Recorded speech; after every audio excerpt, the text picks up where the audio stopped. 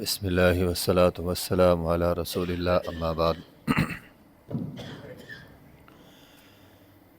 یہ صفحہ نمبر ہے 244 اور آیت نمبر ہے 65۔ اعوذ باللہ من الشیطان الرجیم، بسم اللہ الرحمن الرحیم۔ قل هو القادر على أن يبعث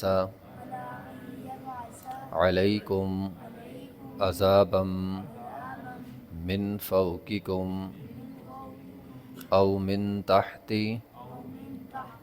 أرجلكم أو يلبسكم شيعا ويذيق بعضكم بأس بعض انظر كيف نصرف الآيات لعلهم يفقهون۔ قل کہہ دیجئے هو القادر، وہ قادر ہے، علی اس بات پر کہ ان یبعث علیکم کہ بھیجے تم پر، عذاباً عذاب، من فوقکم تمہارے اوپر سے، او من تحت ارجلکم اور تمہارے پاؤں کے نیچے سے، او یلبسکم شیعا یا وہ بنا دے تمہیں مختلف گروہوں میں، بانٹ دے تمہیں مختلف گروہوں میں، وَيُذِيقَ بَعْضَكُمْ بَأْسَ بَعْضٍ پھر وہ چکھائے تمہارے بعض کو بعض کی لڑائی، آپس کی لڑائیاں، یہ عذاب تم پر آئے۔ انظر کیف نصرف الآیات، غور کریں کیسے اللہ تعالیٰ پھیر پھیر کر لاتے ہیں نشانیاں، لعلہم یفقہون تاکہ یہ لوگ سمجھ جائیں۔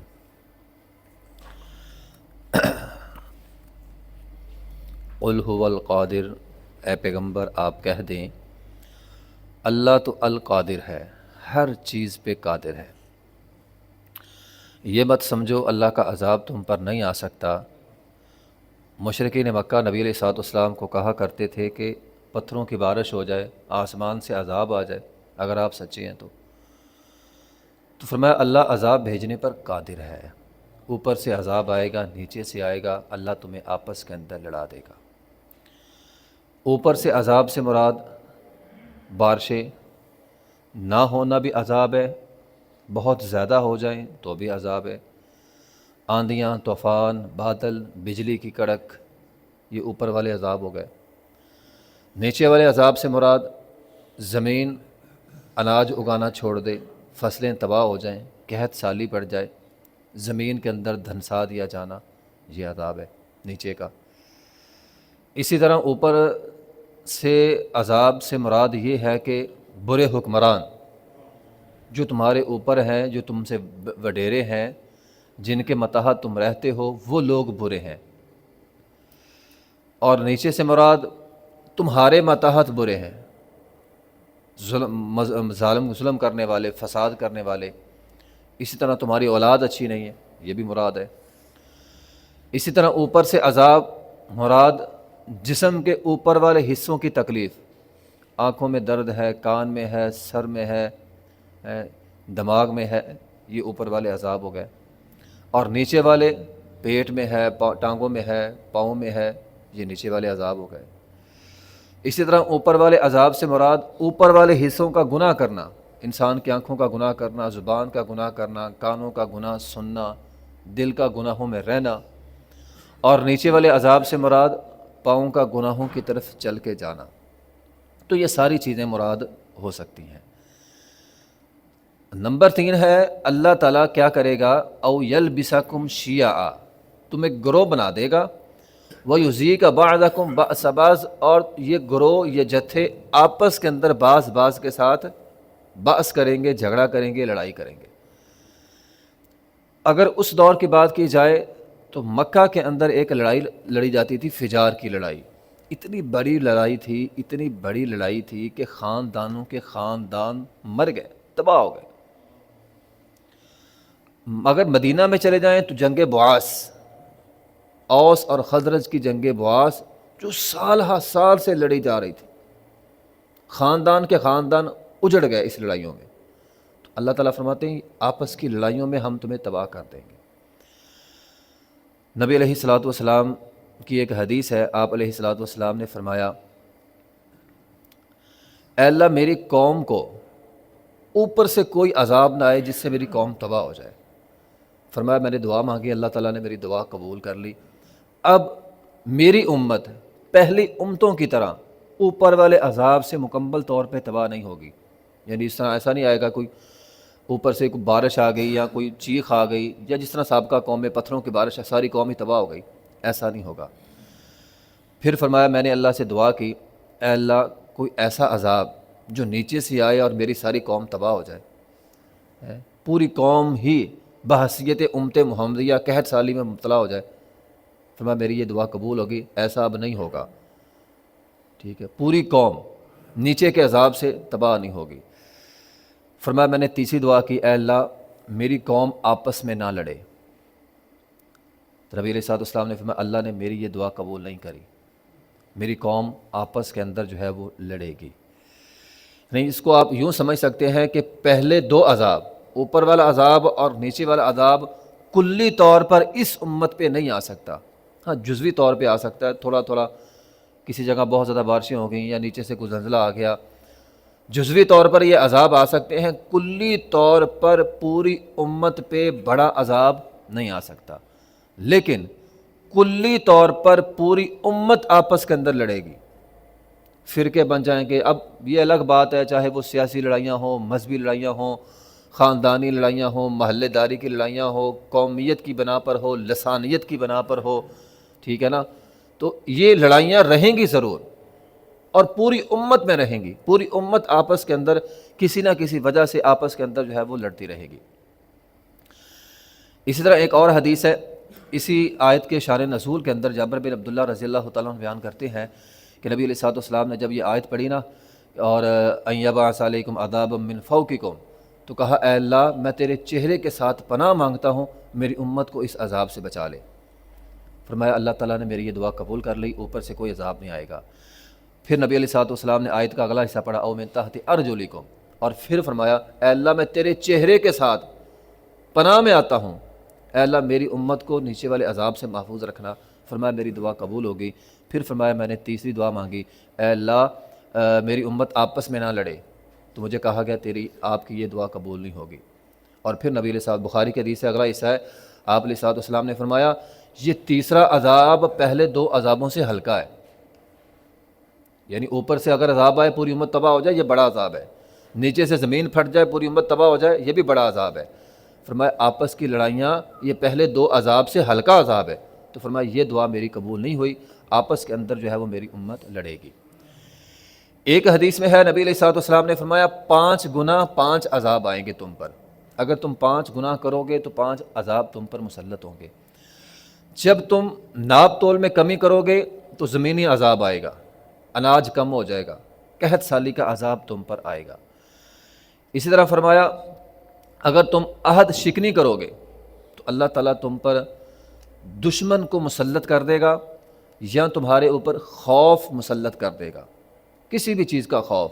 جب بھی کوئی آدمی وعدہ پورا نہیں کرتا، عہد شکنی کرتا ہے، اللہ تعالیٰ اس کے دل کے اوپر ایک خوف جو ہے وہ مسلط کر دیتا ہے۔ اس طرح فرمایا اگر اطاعت نہیں کرو گے، اللہ اور اس کے رسول کی تم اطاعت نہیں کرو گے تو اللہ تعالیٰ تمہیں آپس کے اندر باہمی جتھے بنا کے آپس میں لڑوا دے گا۔ اور اس طرح فرمایا اگر بے حیائی کرو گے تو اللہ تعالیٰ تم میں نئی نئی بیماریاں جو ہے وہ بھیجے گا۔ تو فرمایا اگر یہ گناہ کرو گے تو یہ عذاب تم پر آئے گا۔ اسی طرح ایک اور حدیث میں ہے، ایک صحابی ہے خباب بن ارت رضی اللہ تعالیٰ، فرماتے ایک دن میں نبی علیہ الصلوۃ والسلام پہ پاس چلا گیا، رات تھی، اور یہ ایسی رات تھی کہ اول تا آخر، شروع سے لے کر آخر تک نبی علیہ الصلوۃ والسلام ساری رات نماز پڑھتے رہے۔ فرماتے میں بھی ساتھ کھڑا رہا، ساری رات ہم نے نماز پڑھی۔ جب صبح ہوئی آپ علیہ الصلوۃ والسلام نماز سے فارغ ہوئے، میں نے کہا اللہ کے رسول یہ کام آپ نے آج سے پہلے کبھی نہیں کیا، ساری رات آپ نماز میں کھڑے رہو، آج سے پہلے آپ نے ساری رات نماز نہیں پڑھی، رات کو تھوڑا بہت سو بھی لیتے تھے۔ نبی علیہ الصلوۃ والسلام نے فرمایا ہاں یہ ایسی نماز ہے جس میں شوق ہے اور ڈر ہے۔ میں نے شوق سے پڑھی ہے اور ایک چیز کا مجھے ڈر بھی تھا، اس لیے میں نے ساری رات نماز پڑھی ہے۔ فرمایا اللہ کے رسول آپ کس چیز کا ڈر ہے؟ فرمایا اس رات ساری رات نماز پڑھ کے میں نے اللہ تعالیٰ سے 3 دعائیں مانگی ہیں، میری 2 دعائیں قبول ہو گئی ہیں، ایک دعا میری قبول نہیں ہوئی۔ پھر نبی علیہ الصلوۃ والسلام نے یہی بات ارشاد فرمائی، فرمایا میں نے اللہ تعالیٰ سے دعا کی ہے، اے اللہ میری پوری امت کو ہلاک نہیں کرنا، بحثیت امت، قوم لوط ساری تباہ ہو گئی، قوم نوح ساری تباہ ہو گئی، قوم عاد ساری، قوم سمود ساری تباہ ہو گئی۔ فرمایا اس طرح میری پوری امت اے اللہ تباہ نہ کرنا۔ تو اللہ تعالیٰ نے میری یہ دعا قبول کر لی، پوری امت محمدیہ، امت مسلمہ پوری تباہ نہیں ہوگی۔ پھر فرمایا میں نے دعا کی اے اللہ کسی غیر کو، غیر سے مراد کافر جو غیر مسلم ہے، کسی غیر کو میری پوری امت پر غلبہ عطا نہ کرنا۔ فرمایا میری یہ دعا بھی قبول ہو گئی۔ آج تک کوئی بھی کافر ایسا نہیں آیا جو پوری امت مسلمہ پہ غالب آ جائے۔ ہاں امت کے ایک حصے پر آ سکتا ہے، کسی ایک ملک پہ آ سکتا ہے، بحیثیت امت اللہ تعالیٰ نے اس کو غلبہ جو ہے وہ عطا کیا ہے، اس پر پوری امت پر کوئی بھی کافر غلبہ نہیں پا سکتا۔ فرمایا میری یہ دعا بھی قبول ہو گئی۔ اور پھر میں نے تیسری دعا کی، اے اللہ میری امت آپس میں فرقوں میں نہ بٹے۔ تو مجھے کہا گیا نہیں، تیری امت فرقوں میں بٹے گی، بلکہ یہود کے 72 ہوں گے اور تیری امت کے 73 فرقے ہوں گے۔ ہاں نبی علیہ الصلوۃ والسلام نے فرمایا مجھے پھر ایک خوشخبری سنا دی گئی کہ ایک فرقہ، ایک جماعت وہ حق پر قائم ضرور رہے گی، وہ دین کے لیے محنت کرتی رہے گی، دین غالب ضرور رہے گا، دین قائم ضرور رہے گا۔ ایسا نہیں ہوگا کہ آپس میں اگر فرقوں میں بٹ گئے ہیں تو دین ختم ہو جائے گا۔ فرمایا دین قیامت تک قائم رہے گا، یہ خوشخبری سنائی، دین قیامت تک قائم رہے گا، ایک جماعت رہے گی جو اس کو قائم کرتی رہے گی۔ پھر یہ دوسری حدیث میں الگ بات ہے کہ نبی علیہ الصلوۃ والسلام سے پوچھا گیا وہ ایک جماعت کون ہوگی؟ فرمایا جو میرے اصحاب کے نقش قدم پر چلنے والی ہوگی، یعنی جو صحابہ کرام کے نقش قدم پر چلنے والے لوگ ہوں گے۔ فرمایا وہ قیامت تک اس دین کی حفاظت پہ لڑتے مرتے رہیں گے، جانیں دیتے رہیں گے، جانیں قربان کرتے رہیں گے، اور یہ دین قیامت تک جو ہے وہ قائم رہے گا۔